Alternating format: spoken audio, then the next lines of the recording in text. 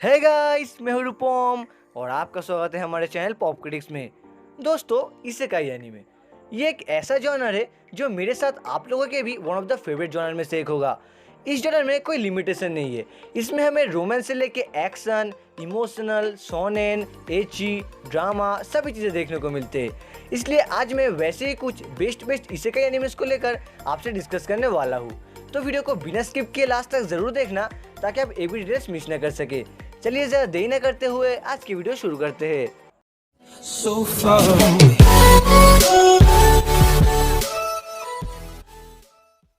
तो नंबर 10 पर है वेलकम टू डीमन स्कूल इरुमा-कुन। ये एनीमे 2019 में रिलीज होना शुरू हुआ था और इसके अभी तक 2 सीजन ही हमें देखने को मिला है।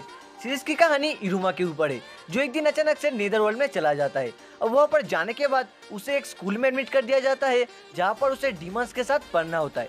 अब वहाँ के डीमंस ह्यूमंस को फूड के हिसाब से देखते हैं, इसलिए अगर उन लोगों को पता चला कि इरुमा एक ह्यूमन है तो समझो उसका बात खत्म।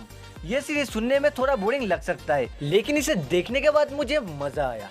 ये सीरीज बहुत ही होलसम है और इसके साथ सीरीज की कैरेक्टर डेवलपमेंट भी बहुत ही बढ़िया है जिसके चलते आप इसके कैरेक्टर से कनेक्ट हो जाते हो। सीरीज की कॉमेडी एलिमेंट्स को भी बहुत ही बढ़िया तरीके से इस्तेमाल किया गया है, इसलिए मैं चाहता हूँ आप इसे देखें। नंबर 9 पर है कोनोसुबा। दोस्तों, ये सीरीज भी 2019 में रिलीज होना शुरू हुआ था और इस सीरीज की कहानी काजुमा को लेकर है जो एक एम्बैरेसिंग डेथ के बाद एक वर्ल्ड में इसेकाइड हो जाता है जहां उसे मॉन्स्टरों से लड़ना है और विलेज को बचाना है।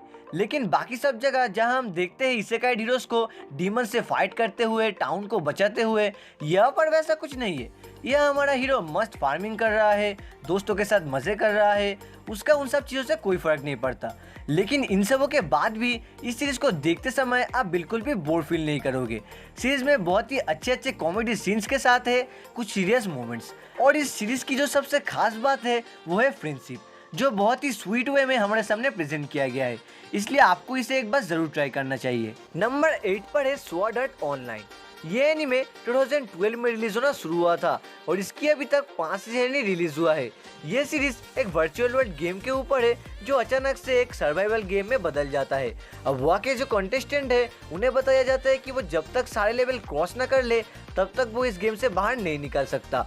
अब ऐसी स्टोरी आगे बढ़ती है और काफ़ी इंटरेस्टिंग भी है, लेकिन सीजन 1 के बाद ये सीरीज थोड़ी बोरिंग बनने लगती है जो इस सीरीज की इकलौती नेगेटिव पॉइंट है और इसलिए ही ये इस लिस्ट में इतने नीचे है। अगर इसे सीजन 1 में ही खत्म कर दिया जाता तो भी कोई फर्क नहीं पड़ता। बाकी इस सीरीज की सभी चीज़ें ठीक ठाक ही है, आप चाहे तो इसे ट्राई भी कर सकते हैं। नंबर 7 पर है devil is the part timer. ये एनीमे 2013 में रिलीज होना शुरू हुआ था और इसकी एक ही सीजन रिलीज हुई है और आखिरकार 9 साल बाद इसकी सीजन 2 आने वाली है इस समर में। और सच कहूँ तो ये मेरे लिए भी सरप्राइज है क्योंकि मैंने पूरा ही हाल छोड़ दिया था इस एनीमे से। मतलब कौन भाई 9 साल बाद सीजन 2 रिलीज करता है, वो भी जब सीजन 1 में सिर्फ 13 ही एपिसोड से। तो अगर इसकी प्लॉट के बारे में थोड़ी सी बात करूँ तो स्टोरी एक डीमन किंग के बारे में है जो अपने फैंटेसी वर्ल्ड से भाग के रियल वर्ल्ड में चला आता है। अब बाकी सब जगह जहाँ हम देखते हैं कि प्रोटैगनिस्ट रियल वर्ल्ड से फैंटेसी वर्ल्ड में जाता है, वहाँ ये एनीमे उल्टा है। यह के प्रोटैगनिस्ट फैंटेसी वर्ल्ड से भाग के रियल वर्ल्ड में आने के बाद वो एक डिलीवरी बॉय बन के काम करता है क्योंकि वो इस वर्ल्ड को कब्जा करना चाहता है, जिसके चलते उसका फर्स्ट स्टेप है बेस्ट डिलीवरी बॉय बनने की। सीरीज को व्हाइट फॉक्स स्टूडियो ने एनिमेट किया है जिन्होंने Re Zero, Steins Gate, Goblin Slayer, Cautious Hero, Arifureta जैसे अच्छे एनिमेशन एनिमेट कर चुके हैं। आप चाहे तो इसे एक बार ट्राई कर सकते हैं। नंबर 6 पर है मुसोको टेंसेई जॉबलेस रीइंकार्नेशन।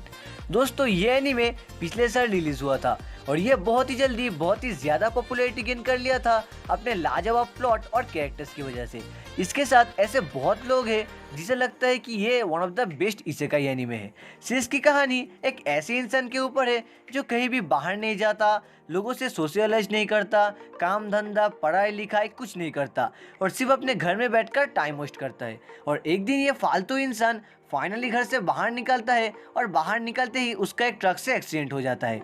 भगवान करे ऐसी लक किसी को ना मिले। But the thing here is हमारे जो मेन कैरेक्टर है वो एक्चुअली कोई इम्पोर्टेंट कैरेक्टर बनकर ट्रांसपोर्ट नहीं होता।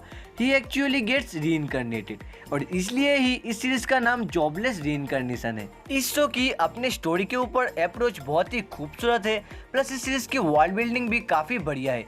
साथ में इस शो में है wholesome characters, interesting power system और साथ में एक होलसम वर्ल्ड जहाँ है ब्यूटीफुल किंगडम्स, मॉन्स्टर्स एटसेट्रा। इसलिए मैं आपको ये सीरीज हाईली रिकमेंड करूँगा। नंबर 5 पर है लॉग होराइजन। ये एनिमे 2013 में रिलीज होना शुरू हुआ था और इसकी 3 ही सीजन अभी तक रिलीज हुआ है।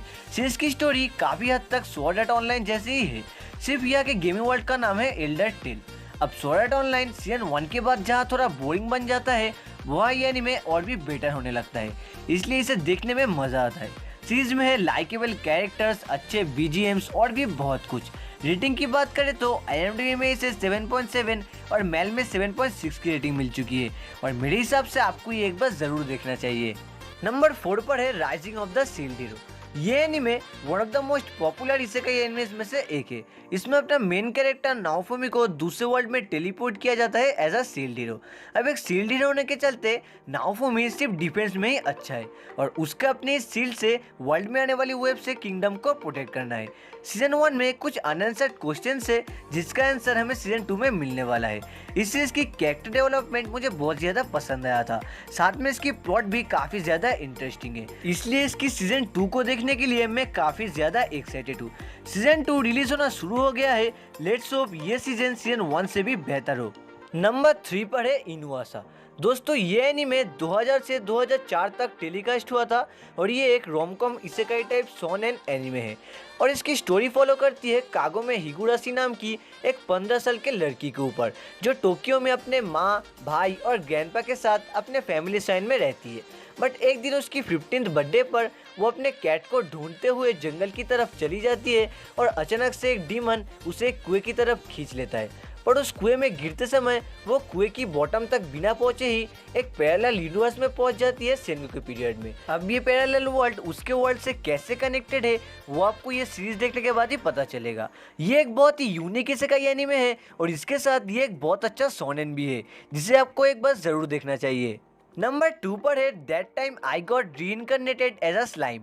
ये एनीमे 2018 में रिलीज होना शुरू हुआ था और इसके अभी तक 2 सीजन ही हमें देखने को मिला है और इस सीरीज की कहानी शुरू होती है एक मिडिल एज लड़के से जो एक दिन एक एक्सीडेंट में मर जाता है और फिर एक इसेकाई वर्ल्ड में स्लाइम के रूप में ट्रांसफर होता है। और सारे एनिमे फैंस को तो पता ही है कि स्लाइम कितने वीक कैरेक्टर्स होते हैं एनिमे में, पर उसी जगह इस एनिमे ने सबका काट दिया क्योंकि इस वर्ल्ड में स्लाइम ही सबसे ज़्यादा पावरफुल है। अब वो इतना पावरफुल होकर क्या कुछ करता है वही चीज़ हमें इस सीरीज़ में दिखाई गई है और इस सीरीज़ में बहुत सारे कॉमेडी एलिमेंट्स होने के बावजूद हमें बहुत ही अच्छे तरीके से पॉलिटिकल और इकोनॉमिकल एस्पेक्ट्स को दिखाया गया है और इन सब के ही चलते इसके सीजन 2 को इस साल बेस्ट फैंटेसी के लिए क्रंचीरोल अवार्ड मिल चुका है। आखिर में रेटिंग की बात करूँ तो IMDb में इसे 8.1 और मेल में भी 8.1 की ही रेटिंग मिल चुकी है। तो नंबर 1 पर जाने से पहले चलिए देख लेते हैं कुछ ऑनरेबल मेंशंस को जो इस लिस्ट में तो अपनी जगह नहीं बना पाई, फिर भी वो एनिमेज भी आपको ज़रूर देखनी चाहिए। इस लिस्ट में सबसे पहले आती है ओवरलॉर्ड, फिर उसके बाद है नो गेम नो लाइफ, फिर है The Saga of Tanya the Evil. Finally number 1 पर है Re Zero Starting Life in Another world.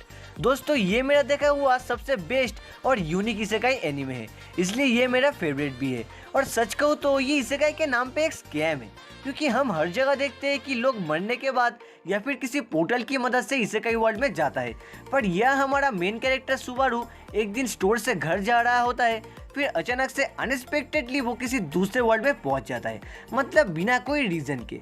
अब वो इस रीज़न को ही फिगर आउट करना चाहता है कि वो इस वर्ल्ड में कैसे आया। फिर उसके बाद सीरीज में आता है एक लाजवाब ट्विस्ट जिसके बाद सुबारू का लाइफ पूरी तरीके से मानो बदल जाता है। अब वो क्या है वो जानने के लिए आपको ये सीरीज देखना पड़ेगा। और गाइस सुबारू मेरा देखा हुआ one of the most suffered protagonist है, मतलब उसके साथ जो चीज़ होने लगता है वो वाकई बहुत ही बुरा और इमोशनल है। इसे देखने के बाद आपको पता चलेगा कि हर इसेकाई वर्ल्ड सुंदर और सिंपल नहीं होता। रीज़ीरो एक बहुत ही डार्क एनीमे है और इसके साथ इसमें है कुछ डार्क ट्विस्ट जो इस शो को और भी ज़्यादा ग्रेट बनाता है। मैं इसके बारे में ज़्यादा कुछ नहीं बताऊंगा क्योंकि इसके बारे में जितना भी कहूँ कम है और मैं इस वीडियो को फालतू में लंबा भी नहीं करना चाहता, तो मेरी तरफ से आपके लिए हाईली रिकमेंड है। प्लस ये हाईएस्ट रेटेड इसेकाई एनीमे भी है। तो आज के लिए इतना ही दोस्तों, अगर आपको वीडियो पसंद आए तो इसे लाइक और शेयर करना मत भूलना। और अगर चैनल में नए हो तो इसे सब्सक्राइब भी कर देना ताकि ऐसी वीडियो आपको फ्यूचर में भी मिलते रहे। तो अभी के लिए इतना ही, फिर मिलते हैं एक नए वीडियो के साथ।